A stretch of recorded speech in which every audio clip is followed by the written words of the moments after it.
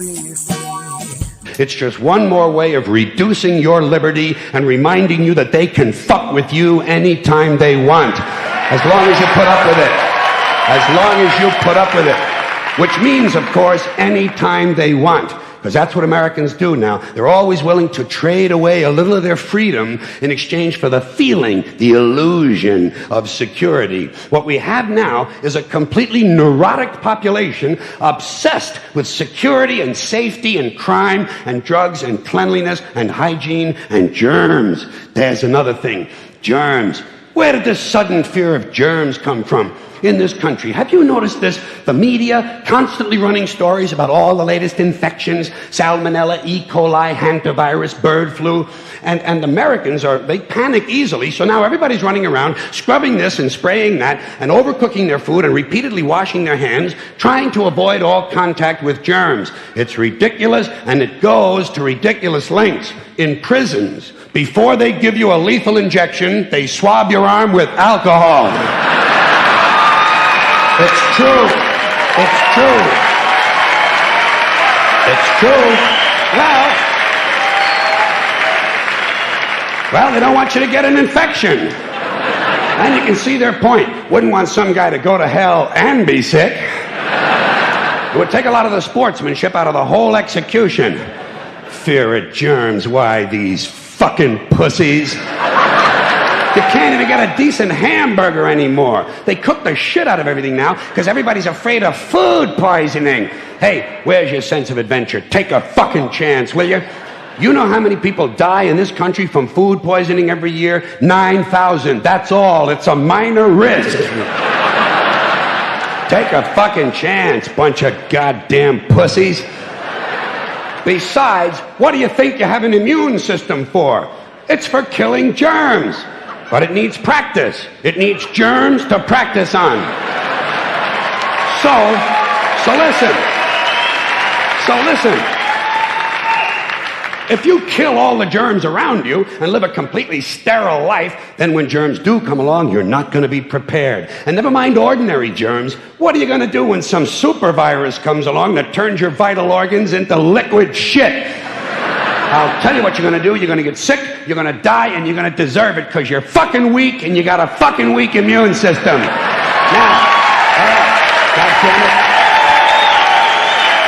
Hey. All right. Let me tell you a true story about immunization, okay? When I was a little boy in New York City in the 1940s, we swam in the Hudson River, and it was filled with raw sewage, okay? We swam in raw sewage, to cool off. And at that time, the big fear was polio. Thousands of kids died from polio every year. But you know something? In my neighborhood, no one ever got polio. No one, ever. You know why? Because we swam in raw sewage. It strengthened our immune systems. The polio never had a prayer. We were tempered in raw shit. So personally, I never take any special precautions against germs. I don't shy away from people who sneeze and cough. I don't wipe off the telephone. I don't cover the toilet seat. And if I drop food on the floor, I pick it up and eat it. I eat it. Yes, I do. Even if I'm at a sidewalk cafe in Calcutta, the poor section, on New Year's morning during a soccer riot. And you know something? In spite of all that so-called risky behavior, I never get infections. I don't get them. I don't get colds. I don't get flu. I don't get headaches. I don't get upset stomachs. And you know why? Because I got a good, strong immune system, and it gets a lot of practice. My immune system is equipped with the biological equivalent of fully automatic military assault rifles with night vision and laser scopes. And we have recently acquired phosphorus grenades, cluster bombs, and anti-personnel fragmentation mines. So, when my white blood cells are on patrol, reconnoitering my bloodstream, seeking out strangers and other undesirables, if they see any suspicious-looking germs of any kind, they don't fuck around. They whip out the weapons, they wax the motherfucker, and deposit the unlucky fellow directly into my colon. Into my colon. There's no nonsense. There's no Miranda warning. There's none of that 3 strikes and you're out shit. First defense, bam, into the colon you go.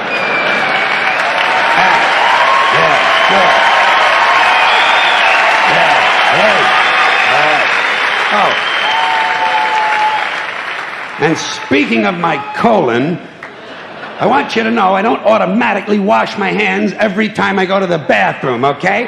Can you deal with that? Sometimes I do, sometimes I don't. You know when I wash my hands? When I shit on them. That's the only time. And you know how often that happens? Tops. 2-3 times a week. Tops. Maybe a little more frequently over the holidays. You know what I mean? And I'll tell you something else, my well-scrubbed friends. You don't always need a shower every day. Did you know that? It's overkill. Unless you work out or work outdoors or for some reason come in intimate contact with huge amounts of filth and garbage every day, you don't always need a shower. All you really need to do is to wash the 4 key areas. Armpits, asshole, crotch, and teeth. Got that? Armpits, asshole, crotch, and teeth. In fact, you can save yourself a whole lot of time if you simply use the same brush on all 4 areas.